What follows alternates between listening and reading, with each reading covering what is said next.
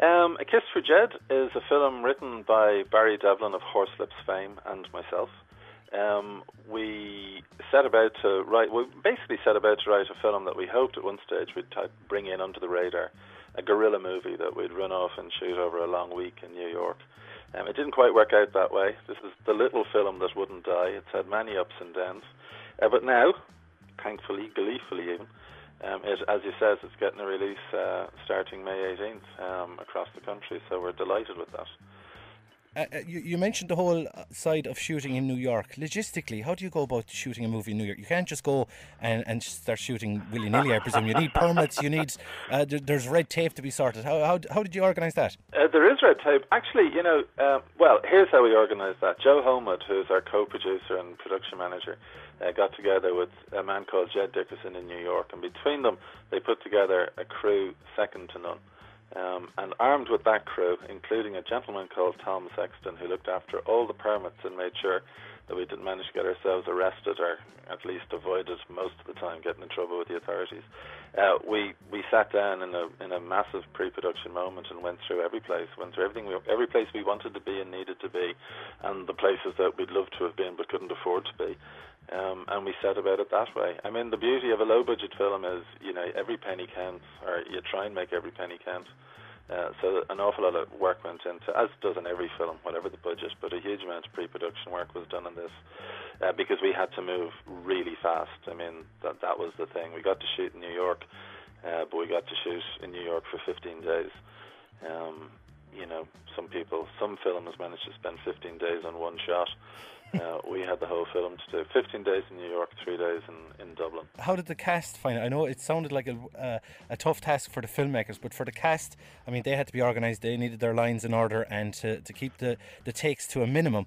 We couldn't have done it without people who were willing to throw themselves into it. I mean, we looked long and hard, and there were, again, ups and downs in the choice of cast members, but we ended up with two people that we couldn't have bettered. We really couldn't. I mean, Mark is a consummate professional. He's a brilliant writer in his own right. So for him to even look at our script and deign it good enough for him to read out loud was a huge plus. And then he brings, the role Mark had to play as well, this cameraman who's kind of old before his day, and his day isn't today or yesterday, and he's kind of unhappy with his lot in life, and particularly with where he feels his craft is going, and the fact that he's ended up in New York with this mad young one shooting a reality TV program is just the antithesis of where he ever wanted to be. And so he has to struggle with all that without pontificating. He has to do a lot of internalising, and Mark just breathes a life into this character and a sympathy into this character, above and beyond what myself and Barry had written into it. So we were blessed with our cast. Jayne, likewise, people will have seen Jayne, and recently, I guess, in the In-Betweeners. But before that, she played in Tim Burton's Sweeney Todd. She's just a brilliantly expressive actress, and I think, I think, the time is fast coming where we won't be able to afford to work with Jayne anymore. I really do think she's destined for great things.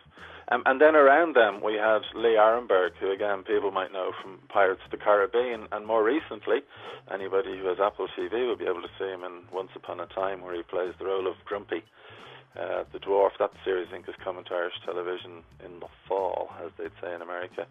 But he's the L.O. Poppet, little fat pirate from Pirates of the Caribbean 1 through 3.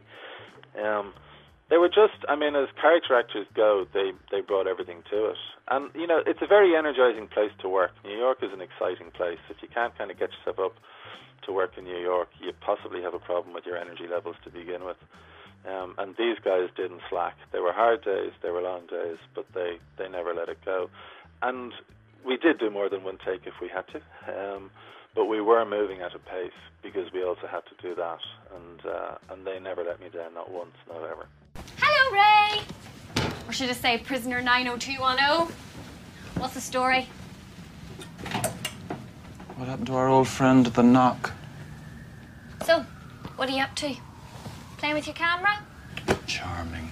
Oh, jeez, Ray, this suitcase. It's dead retro, isn't it? It's older than you, kiddo. Yeah, probably wiser too. They say that great wisdom comes with age. Do you find that, Ray?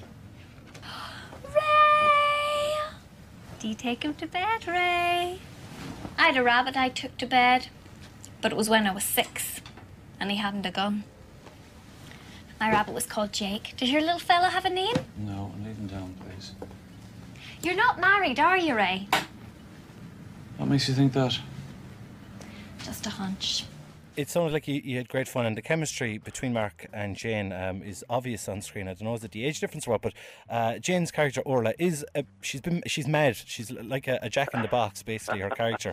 Was that something you really wanted? Her enthusiasm for life, and her one mission is to go get a kiss from a country western star, and that kind of led me on to think, if you could get a kiss from some famous singer or songwriter, who would you like to kiss? Me? Yes. Forget Orla, forget Jayne, forget Mark. Who would you like to kiss? Oh, Lord above. Well, leaving aside my wife. Without getting you in trouble, obviously, yeah. Obviously, leaving aside my wife. Well, I mean, like, you know, beauty being in the eye of the beholder. That's a really hard question, Peter, and I didn't expect to be handed it. Who would I like to kiss? Well, again, okay.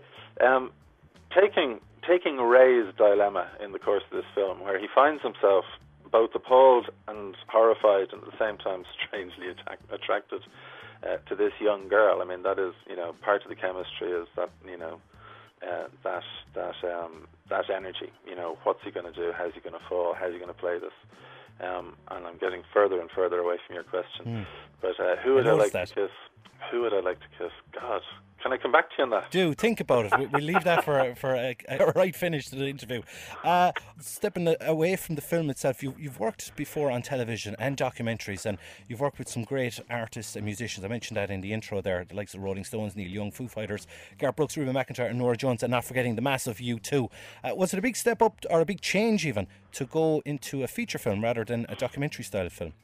Truthfully, not really. There was parts of it were radically different. The fact that you get into work with actors who are actually going to say the same things repeatedly is quite similar to working with bands who are going to sing the same things repeatedly. But where bands can't really change the way they sing a thing, you know, actors can change and scenes can change whilst people sit around and talk about them. So the same words can be delivered in a different way quite easily.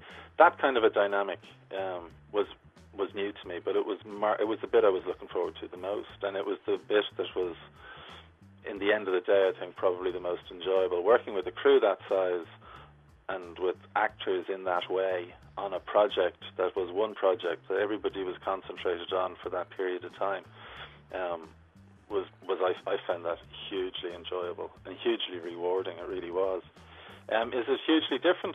It's different in that the end result is different. It's different in that the piece you produce at the end of the day is, you know, longer than most concert films, and certainly longer than most promos, and definitely longer than most television programs, which all kind of fall into a 1-hour format. But the methodology, the craft of it, I guess, is, you know, everything you do in any part of this business can be applied in some way to every other part of it.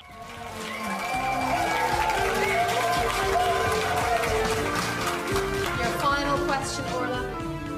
Get this one right and you're on your way to New York City. Country superstar Jed Wood has a father who was just as famous in his day. Can you name Jed Wood's dad? That would be Travis Redwood. Is it correct?